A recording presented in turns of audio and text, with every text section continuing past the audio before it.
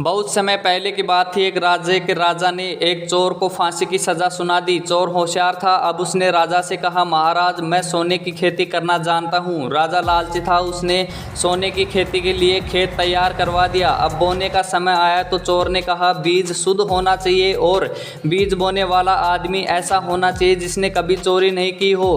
राजा ने ऐसे व्यक्ति की खोज शुरू की। राजा ने कई लोगों से पूछा तो सबका एक ही जवाब था कि हमने बचपन में या कभी ना कभी चोरी की थी।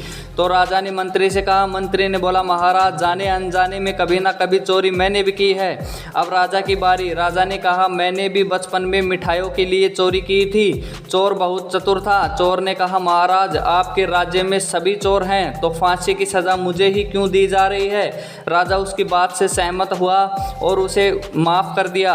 नीति कहती है कि दूसरों की गलती सब निकाल लेते हैं लेकिन अपनी गलती पर कोई ध्यान नहीं देता।